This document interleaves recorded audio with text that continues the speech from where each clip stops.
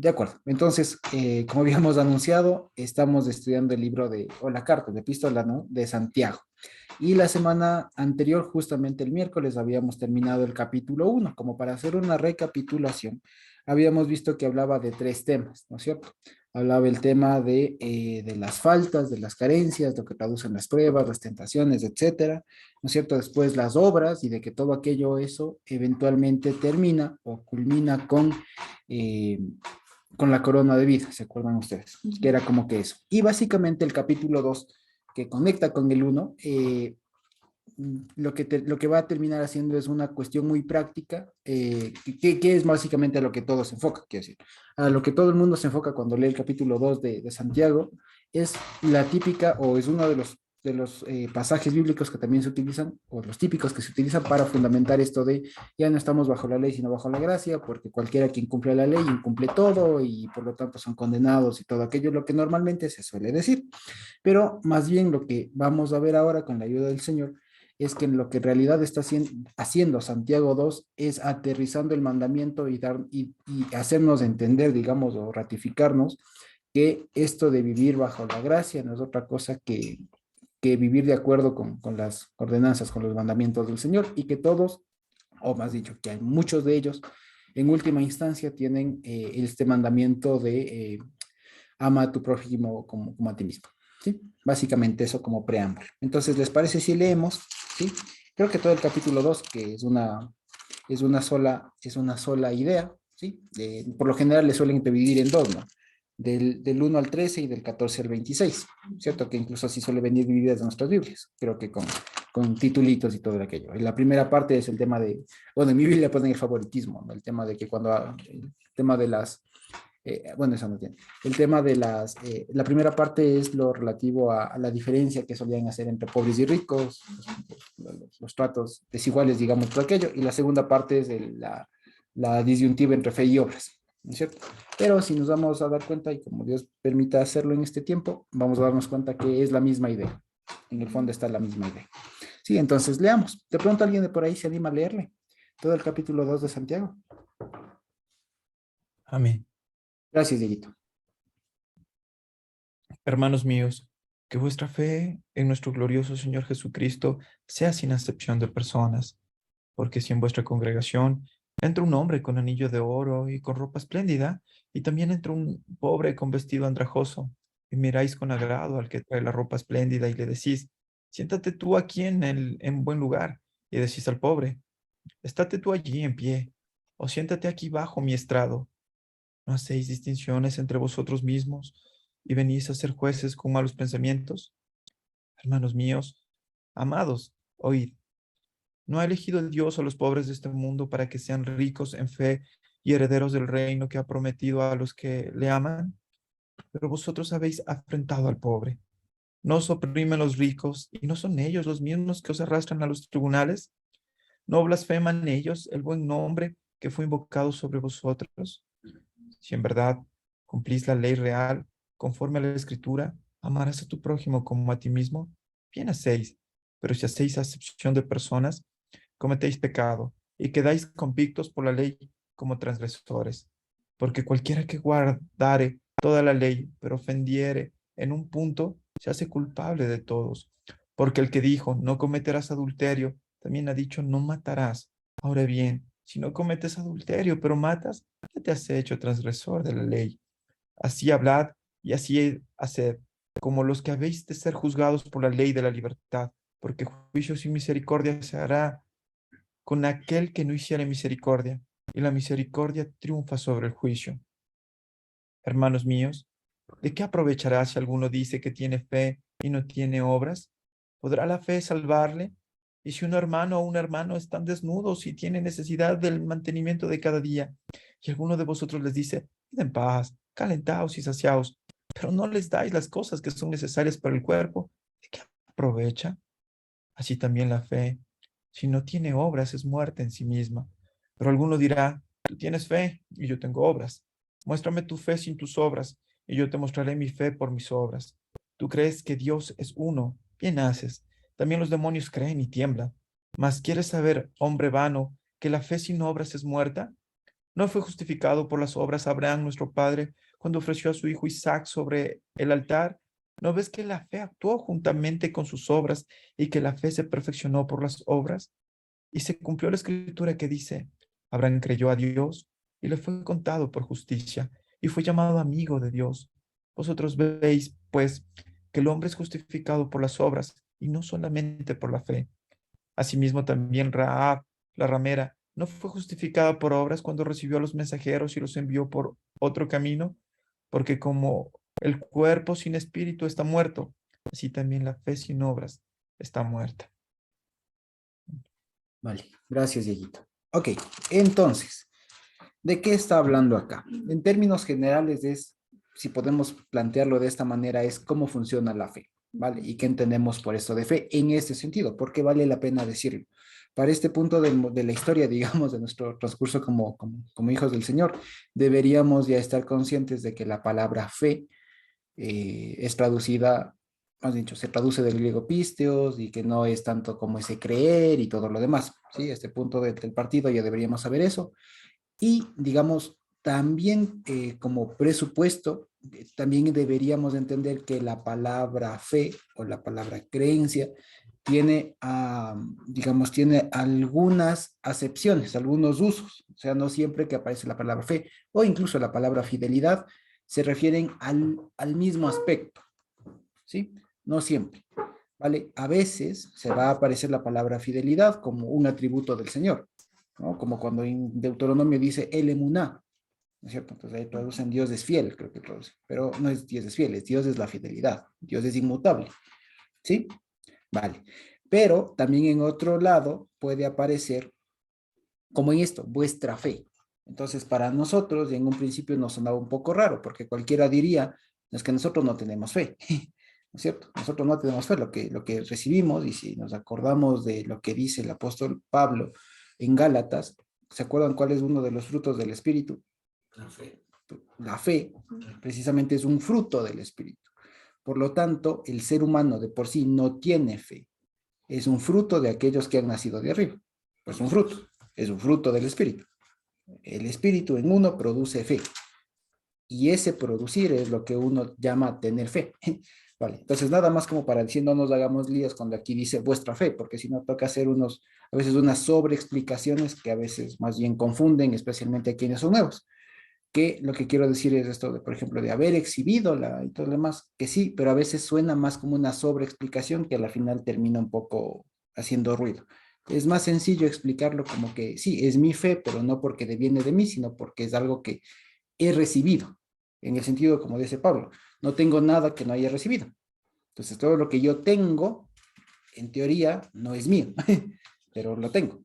¿Me explico? O sea, no es mío, no ha nacido de mí, pero ahorita lo manejo yo, lo administro yo, ¿sí?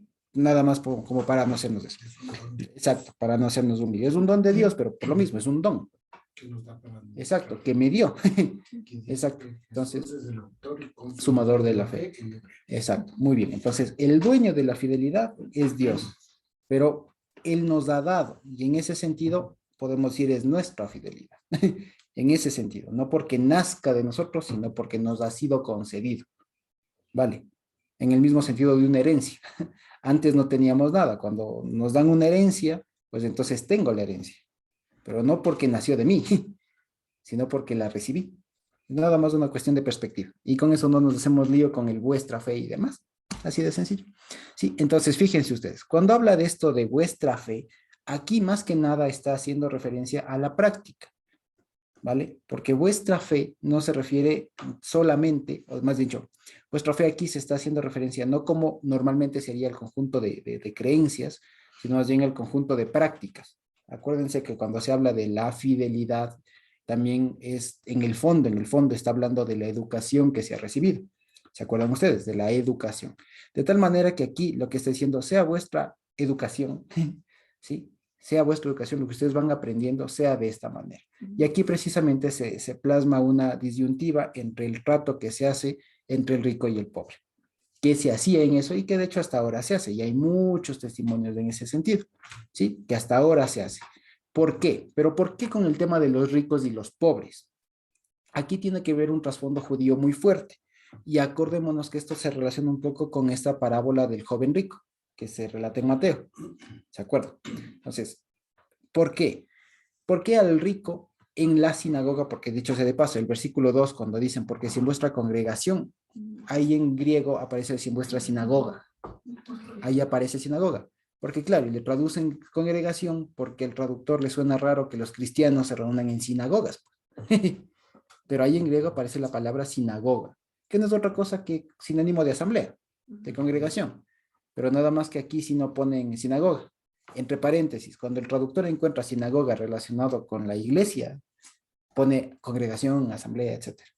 Como acuérdense lo que también, bueno, y después, pero cuando en Apocalipsis aparece sinagoga de Satanás, a los que dicen ser judíos y no lo son, ahí sí le pone sinagoga, pero aquí no le pone, ¿no? Entonces, nada más como esas cosas del traductor. Pero más allá de eso, más allá de pelearnos con los traductores y todo lo demás, que seguramente tuvieron una muy buena intención en eso, hay que saber, en últimas, que cuando aparezca la palabra sinagoga o eclesía son intercambiables, básicamente. Sinagoga y eclesía no se refieren a la edificación, sino a las personas. Sí, básicamente, en última instancia eso. Sinagoga es los que están congregados en un lugar. Sí, es lo mismo que eclesía, los que están congregados en un determinado lugar. Son sinónimos, ¿sí? E incluso las dos palabras, eclesía y sinagoga, son las que tradujeron en el hebreo cajal, en la Septuaginta. Así que detrás de eso está la misma idea, así que no hay que hacernos lío. De hecho, un uso muy posterior de la iglesia es que distinguió iglesia igual cristiano, sinagoga igual judío, ¿vale? Eso es una, digamos, una distinción muy posterior que se hizo, pero en el Evangelio, tanto la palabra eclesía como la palabra sinagoga se utilizan, o sinagogue, se utilizan como sinónimos. Por eso es que aquí lo utilizan. Cuando alguien entra en vuestra sinagoga, y no se refiere al lugar, se refiere al conjunto de personas. Cuando alguien entra en su reunión, como decía, ¿sí? En su iglesia, ¿vale? Pero no es al templo, ¿no? De cuando alguien entra a la reunión de ustedes, o sea, su congregación, pero en el sentido de cada uno congregado, no al grupo. ¿Sí? Cuando alguien entra a su grupo, resulta que pasa esto. Y aquí se nota que también a este punto de escritura de Santiago todavía se calcaba o se guardaba un cierto parecido con la estructura de las sinagogas del tiempo. Por eso es que aquí resalta esto de que al rico se le haga pasar adelante. Ahora, ¿por qué el rico? Porque acordémonos que para el pensamiento judío tradicional de la época, fariseo principalmente, e incluso que subyace hasta el actual, el rico, ¿qué pasa? Acordémonos, más bien dicho. La visión del judío normal, digamos común, así transversal, es que hay que ganarse los favores de Dios haciendo cosas, haciendo obras. Las obras llaman mandamientos, ¿cierto? Entonces tienen que hacer cosas, ¿vale?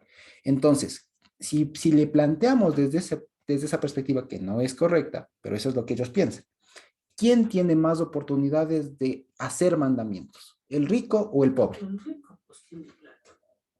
El rico, porque tiene más recursos. El pobre no. Será por eso que cuando fue el rico al templo, el Señor le dice, ¿cuál de los dos salió justificado? Creían que por la cantidad de dinero que echa, Ajá. entonces él va a ser más justificado. Claro, ¿cuánto dio? ¿Cuánto dio? Dio un montón, hizo una obra enorme. Enorme. Claro. Es un hombre que ama a Dios, cuantificado por dinero. En cambio, la viuda pobre que dio sus dos blanquitas, prácticamente es insignificante. Claro. Es insignificante. Entonces, si hablamos en cuanto a cantidad, el rico dio todo. Exacto. Pero en cambio, el Señor que ve más allá, le dice, él dio de lo que le sobra. Porque él tiene riquezas en cantidad. En cambio, la viuda dio todo su sustento de ese día. Dio de lo que tiene. Exactamente. Entonces, para que veamos. El tema con los ricos no es un tema socialista, vale la pena decirlo, porque a veces de estos textos se agarraron después, muchos años después, cuando apareció el marxismo y todo lo demás, influyó en Latinoamérica y la famosa teología de la liberación se agarra de este tipo de cosas. Entonces, malditos ricos explotadores, hay que quitarlos porque son unos desgraciados, ¿no? Entonces, claro, hay que defender a los pobres. Entonces, no está hablando de eso. Aquí la perspectiva es un poco más práctica, como les dice. Entonces, aquí, a ver, ¿por qué le dan más chance al rico? Porque es que creen ustedes que el que tiene más chance de hacer mandamientos es más honroso. Y claro, como el pobre no tiene chance de hacer mandamientos, le hacen a un lado. Entonces estaban haciendo acepción de personas. En lo que está diciendo aquí, no hay acepción de personas, no es por la condición social, es por considerar quién es más salvo que el otro. Eso es lo que está pasando en el fondo. Porque cuando le dicen, sí, ven tú, rico, o sea, ven tú el que es justo, ven, siéntate adelante. En cambio, al pobre, al que no hace méritos, cualquier cosa, o sea, párate ahí o siéntate ahí donde quieras. A eso se refiere, no a la condición social. ¿Me explico? No sé si esto quedó claro. La diferencia, una vez más, qué hace aquí Santiago de ricos y pobres, de que a alguno le dan más privilegios que al otro, no es por la condición social, es por su calidad de salvo, entre comillas, que podían entender, porque el rico podía hacer más obras, a diferencia del pobre. Entonces, como el rico podía hacer más obras, venga usted que es más salvo. Claro, es más santo, siéntese adelante. Y el pobre, bueno, usted le falta, bueno, ahí qué decir. Haga algo, o sea, por lo menos párese, o sea, alguna cosa, no, alguna cosa así, ¿ya? Entonces, esa es la distinción. Por eso dice, no hagan acepción de personas, y es lo que termina diciendo, no juzguen, en el sentido de no determinen quién es salvo y quién no es salvo, tienen que tratar igual, porque ahí les va a decir, la salvación no es por obras, solamente, la salvación es por gracia. Y si ustedes comienzan a tratar a la gente por obras, resulta que a ustedes les va a caer igual. ¿Ya? Entonces, si es que ustedes se comienzan a fijar solamente en las obras, están complicados. Por eso les dice, ¿no? Si es que, ¿acaso no saben que si es que comienzas a ver así, si pecas en uno, te complicas en todos los demás? Porque eliminaste el elemento de gracia, de misericordia. Porque comienzas a ver las cosas, o se comienza a ver las cosas desde un punto de vista solo práctico, digamos, o sea, de quién hace y quién no hace. Como que si eso fuera el todo del asunto. Y es lo que hablamos la anterior semana, ¿se acuerdan? Un activismo social. O más que social, un activismo religioso. Porque puede no ser social. ¿Me explico? O sea, puede ser alguien que, imagínense ustedes, pasa todo el tiempo orando, solo ayunando, solo leyendo, etcétera, etcétera, etcétera. Vale. Lo que hacen los publicanos, los fariseos. Se ponían a orar. Exactamente. En las esquinas para que lo vean. Precisamente. Todas esas personas, digamos, ¿qué dirían? Es un rico, tiene chance. Pase adelante usted, hermanito, que es más santo. Entonces eso dice, cuidado. Cuidado se dejen guiar solo por las obras.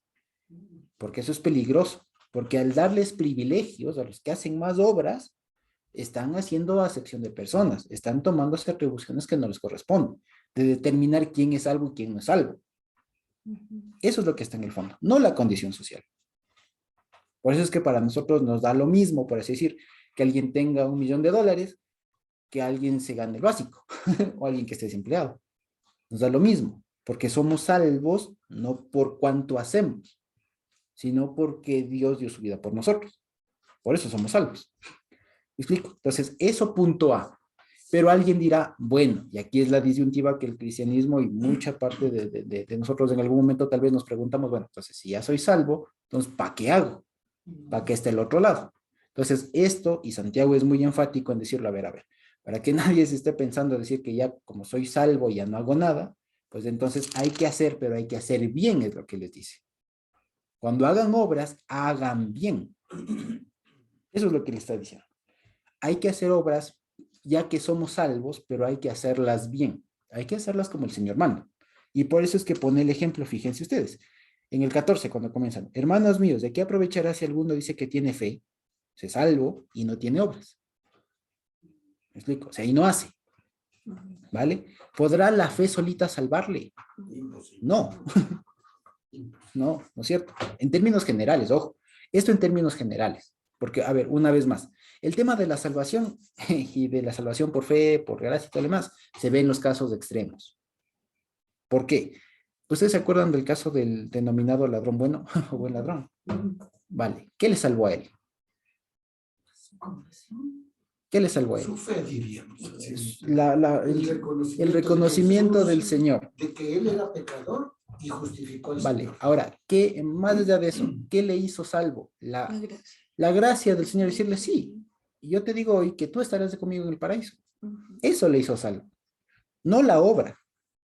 ¿Me explico? Y tampoco tuvo chance de hacer obras. ¿A qué horas diezmó? ¿A qué horas? O sea, no tuvo chance de hacer obras. Por eso en ese caso crítico es cuando se ve cómo es uno salvo. Pero resulta que no todos somos el buen ladrón. Pues. O sea, nosotros estamos al borde de la muerte. Ahora, la pregunta, ¿qué pasaría o qué hubiera pasado? Preguntémonos si el buen ladrón no se moría. ¿Qué tocaba hacer? Obras. Claro, ahora le tocaba hacer obras, o sea, obras y no para ganarse el favor, Claro. sino porque era lo que le correspondía. Nos damos cuenta. Así, perdón. Es el que desencadena las obras. Bien. Y aquel que tiene fe como resultado, como consecuencia, hace las obras. Exactamente. Y O las sea, hace bien. la causa de las obras no es su buen corazón, ni su buena intención, ni su altruismo, ni nada, sino la presencia de la gracia de Dios en él. Exactamente. Aquel que tiene la gracia de Dios tiene necesariamente que dar sus frutos. Y entonces aquí vendríamos a otra cosa, que puede que un cristiano sea tan bueno, digamos, en un sentido, pero no hace obras, no hace nada. Entonces ahí me queda una duda. Porque el resultado de la fe necesariamente tiene que materializarse en las obras. Sin eso no hay tal. Así es. Pero esta afirmación, ahora, digamos, hasta ahí espero que estemos claros, digamos. Una cosa es ser salvos por fe, por la fidelidad del Señor, porque Dios es inmutable, porque Dios lo ha prometido, etcétera. Es una cosa. Y otra cosa es qué se hace después cuando uno ya es salvo. ¿No es cierto? Que es lo que estamos hablando ahorita. Ahora, en términos generales, sería la conclusión. Soy salvo por fe, soy salvo por gracia, y eso lo demuestro a través de mis obras. ¿Qué es lo que dice? Eso lo demuestro a través de mis obras. Es lo que dicen, ¿no? Alguien me dirá, ¿dónde están tus obras? Y si tengo fe. Y el otro le dice, no, yo te muestro mi fe por mis obras. Es decir, el fruto de que yo soy salvo son los mandamientos que cumplo. ¿Cuáles son las cosas que demuestro, que ejecuto? Vale. Ahora, la cuestión es esta. Entonces, si la premisa es esta, soy salvo por gracia, soy salvo por la fe, por la fidelidad del Señor, hay que hacer entonces obras. Pero la cuestión es que ahí le falta un calificativo. Hay que hacer bien. ¿Vale? Que eso es lo que no pasaba aquí. Porque de que hacían obras, y de hecho esto es lo que posiblemente pasa en muchas congregaciones, y Dios nos guarde, que hagamos obras, pero no las hacemos bien. Por ejemplo, lo que hacían aquí. Es lo que dice, por ejemplo, ¿crees en Dios? Sí. Sí, bien haces. Está bien. Pero si crees como los demonios, te fregaste. Los diablos también creen y tiemblan. O sea, pero ellos creen en virtud del juicio. Eso es lo que está diciendo. Ellos creen en virtud del juicio. Y eso es hacer una obra, pero mal. Y también podríamos decir, lo cree, claro, si le conoce quizá más que nosotros, le conoce al Señor, a nuestro Dios, pero ningún diablo va a hacer una buena obra. O sea, la naturaleza del diablo, su posición intrínseca es el mal. Entonces, el diablo nunca va a hacer algo bueno. Hará algo parecido para engañar, ¿no? Porque dice que el diablo se viste de ángel de luz, hará algo parecido, pero jamás en su naturaleza estará el hacer una obra buena. Exacto. En cambio, en los que hemos recibido al Señor, no es que hacemos porque somos buena gente, sino porque el Señor está en nosotros y Él ha cambiado nuestra naturaleza y nos hace hacer las cosas buenas. Exacto. Porque ese es el resultado. Así es. Y no solo las cosas buenas. A ver, lo que quiero decir es hacer las cosas bien, o sea, de manera correcta, de manera adecuada. Esa es la cosa. Entonces, por eso es que lo que pone después los dos ejemplos, de Abraham y de Rahab. Entonces, ellos fueron salvos, sí. ¿Cómo demostraron que fueron salvos? Porque hicieron bien las cosas. Entonces, por eso es lo que dice, miren, no fue justificado en el 21, ¿no? No fue justificado por las obras de Abraham, nuestro padre, cuando ofreció a Isaac, su hijo, sobre el altar. Entonces, se dan cuenta, o sea, ¿cuándo mostró a Abraham que era justificado? Cuando hizo bien las cosas. Cuando hizo lo que Dios le mandó, como Dios le mandó. ¿Se entiende? Eso es a lo que se está refiriendo aquí. Más allá del tema, y por eso les digo, este debate de aquí clarito está que somos salvos por fe y no por obras, que no sé qué. Entonces, más allá de eso, lo que está diciendo aquí en realidad es que una vez que somos salvos, toca hacer las obras, pero toca hacerlas bien. Ese es el énfasis. Toca hacerlas bien. ¿Cuándo se demostró que Abraham realmente era salvo? ¿Cuándo se demostró y dejó una evidencia para todos?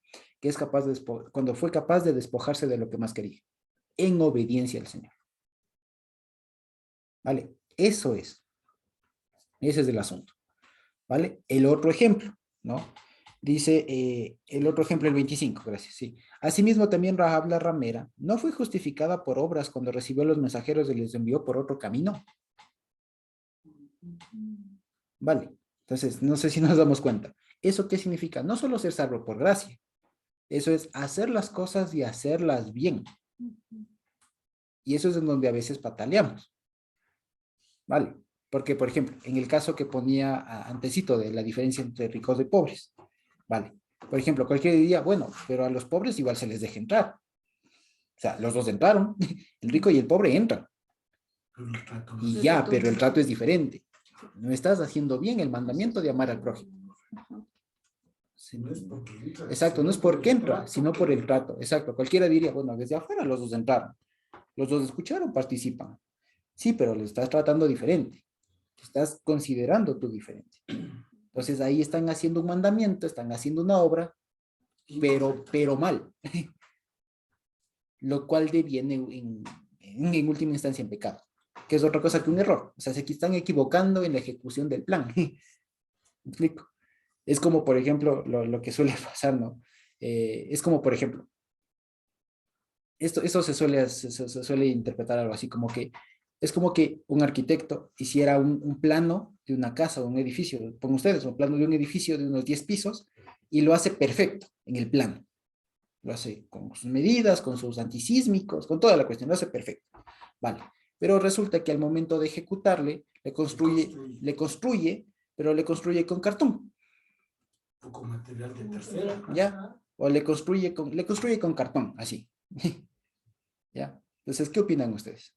No, En teoría bien, pero ya en lo material, en lo que escogió para construir, mal. Entonces, ¿qué diríamos? Cualquier día, pues sí, pero construyó la casa, sí, pero construyó mal. Pues no me sirve. ¿Me explico? Entonces, lo mismo acá. En teoría, está claras las cosas, entendemos cómo funciona, que hay que amar al prójimo, etcétera, etcétera, etcétera. Pero el asunto ya no es tanto en cómo entendemos el mandamiento, el asunto es cómo lo aplicamos, cómo lo ejecutamos. Y esto es lo importante aquí. Sí, esto es lo importante. Por eso el Señor le dice, a ver, no se olviden que aquí están en juego muchas cosas. Está en juego una interpretación de la ley, está en juego cómo aplican, o sea, cómo interpretan y cómo aplican. Sí, está en juego las dos cosas, que es lo que ya entra no cuando uno se plantea de cómo soy salvo, sino de ya cómo vivo siendo salvo. Entonces, ya cómo vivo siendo salvo, la respuesta fácil es lo que diría el apóstol Pablo, no guarden mandamientos. Ya, pero la respuesta siguiente, la pregunta siguiente es, ¿cómo guardo esos mandamientos? ¿Cómo guardo esos mandamientos? Esa es la pregunta que nos tenemos que hacer siempre. ¿Cómo hago? Y si es que queremos ser un poco más autocríticos, más reflexivos, a propósito de Yom Kippurim y todo lo demás, hay que preguntarnos si como lo estamos haciendo está correcto. O sea, si no estamos equivocándonos en cómo lo hacemos. Vale, por ejemplo, a propósito de Yom Kippurim. A propósito de Yom Kippurim. Una de las formas de practicar cómo practican los judíos y que incluso eso se transmitió por tradición, digamos, a los hermanos de raíces hebreas y todo lo demás, es pensar o incluir dentro de los ruegos de Yom Kippurim que se construye el tercer templo, por ejemplo. Entonces es eso. Y es además pensar que cada día, porque esto es también toda una tradición, se piensa que desde Yom Teruah hasta Yom Kippurim, ¿cuántos días hay? ¿Quién sabe? ¿Cuántos días hay? ¿Cuántos días hay? A ver. ¿Desde cuándo? Desde Yom Teruah a Yom Kippurim, ¿cuántos días hay? Ya deberíamos saberlo. 8 días. ¿Cuántos hay, Carmita? 10 días. 10 días, muy bien, exacto, gracias. Hay 10 días. Y no porque fue martes, ojo, no porque fue martes. Sí, estaba fácil hacer las cuentas, pero acordémonos que en Levítico dice, y 10 días después de que habéis tocado el shofar, o será Yom Kippurim. Vale. Entonces, volviendo al tema. En estos 10 días la tradición es que se porten de manera piadosa los judíos y se traten de acordar de todo lo que pecaron. Porque si es que llegaron a Yom Kippurim y no se acordaron de algo, corren el riesgo de no quedar inscritos en el libro de la vida. Y por eso es que una de las frases que suena muy bonito, ¿no? Que suena muy bonita del judaísmo es esto de que al final de Yom Kippurim se dice esto, ¿no? De que, y que sean inscrito en el libro de la vida. Pero el libro de la vida para ellos no es el libro de la vida del Cordero del que habla Apocalipsis. El libro de la vida para ellos, para el judaísmo, es el libro de las obras. ¿Ya me explico? Entonces, como claro, como para nosotros cristianos nos dicen el libro de la vida, nosotros enseguida pensamos que están pensando en lo mismo que nosotros. Y no es lo mismo. Entonces, por ejemplo, esa es una cosa que a veces se acogió y que tal vez en algún momento incluso nosotros mismos lo acogimos y dijimos estas frases tal vez con mucho entusiasmo, con mucha buena intención, pero que en el fondo no estaban del todo correctos con el espíritu, con el ánimo, con la intención del evangelio del Señor Yahushua. Entonces, fíjense, por eso es que es muy delicado para nosotros, y ahí les invito, ¿no? De pronto a compartir sin más a veces estas imágenes que suelen salir a propósito de las citas, que son muy influenciadas por el tema judío. Entonces, con eso hay que tomarlo con mucha seriedad, precisamente pasando por este filtro. ¿Esta obra realmente está bien hecha? Y si está bien hecha, pasa. Si no está bien hecha, no pasa. ¿Vale? Entonces, esta es una forma de verlo. Ejemplo de una que estuvo bien hecha y pasó. Las copas de Pesaj, por ejemplo. ¿Se acuerdan ustedes? Las 4 copas de Pesaj son una tradición, una añadidura, si ustedes quieren, que no está en la Torah, pero que el Señor Yahushua dijo, bien, esto añade, esto aporta, dele. El cantar el himno, el mojar el plato, en el plato y todo lo demás. No está escrito en la Torah. Pero dijeron, esta cosa está haciendo bien. Esto es una forma buena de hacerlo. En cambio, hay que ver las otras cosas. No todo es bueno, no todo es malo. Hay que ver cuál es una forma correcta de ejecutar un mandamiento. ¿Sí? Eso es lo que básicamente podemos concluir de aquí, así de manera muy sencilla. Y como les digo, a veces de esto se hace un lío, porque aquí, que en la ley con la gracia, y este es incluso uno de los pasajes favoritos de los hermanos de Raíces Mesiánicas, porque aquí clarito dice que somos salvos por obras. No, no somos salvos por obras. Lo que está diciendo en el contexto es que somos salvos o mostramos que somos salvos en virtud de las obras que hacemos bien. ¿Sí? Eso es lo que quiere decir. Entonces, cuando decimos somos salvos por obras, quiere decir que somos salvos, o sea, que ya somos salvos y que en virtud de que ya somos salvos, las obras que hacemos, los mandamientos que cumplimos, lo cumplimos de acuerdo a como Dios lo dice. Eso es todo. Así de sencillo. También ampliarnos en el sentido de que sin el Espíritu Santo es imposible guardar la ley.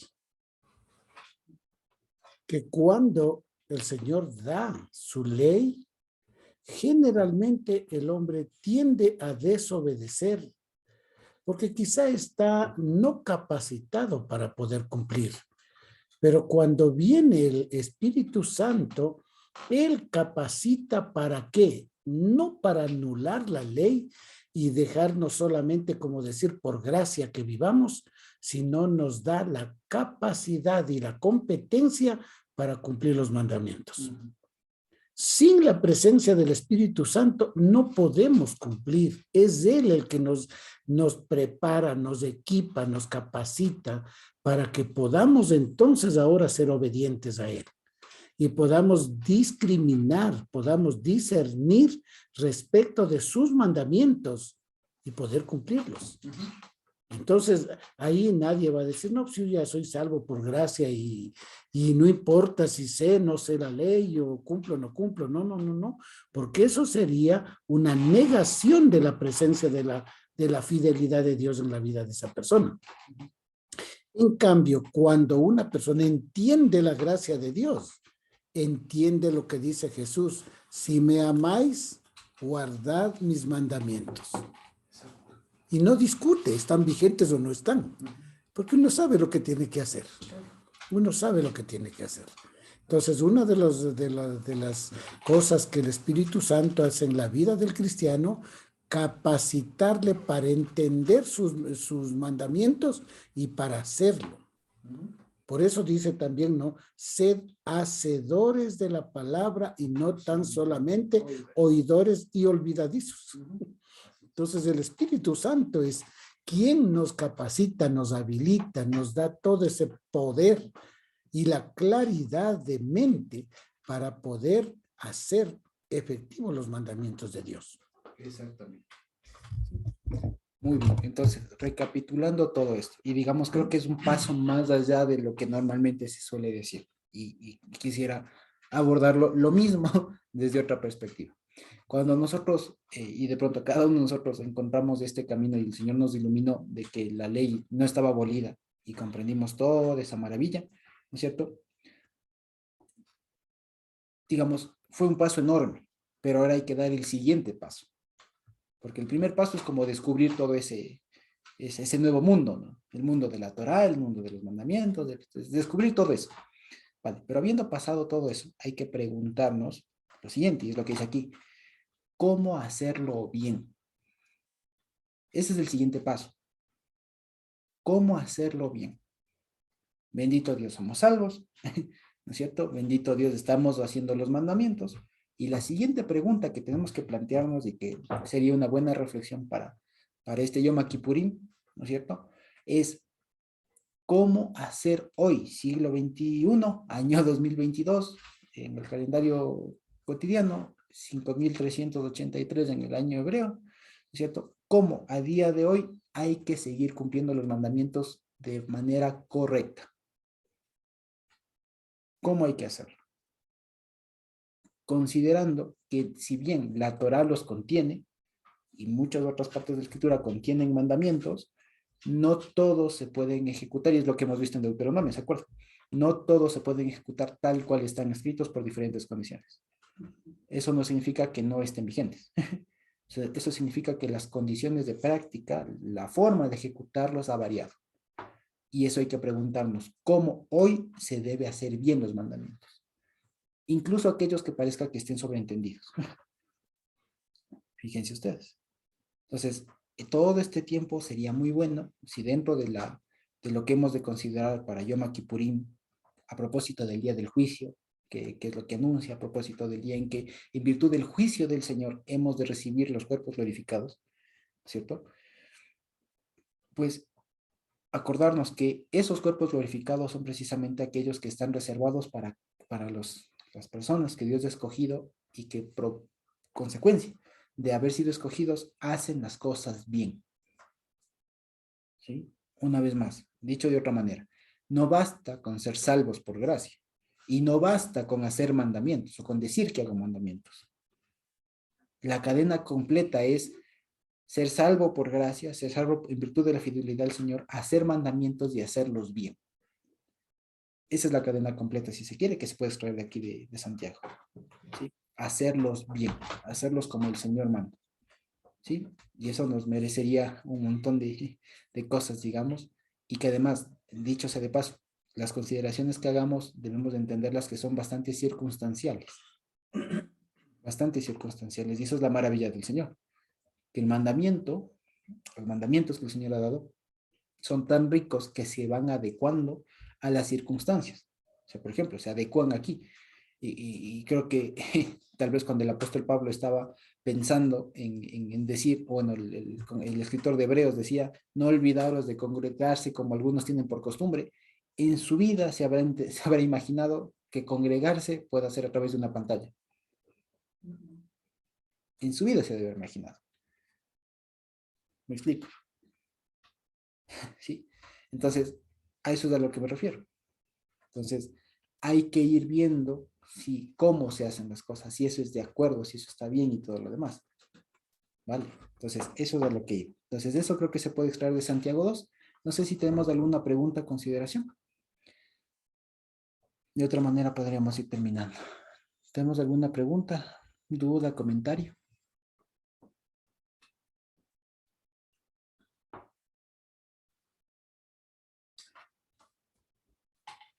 ¿No?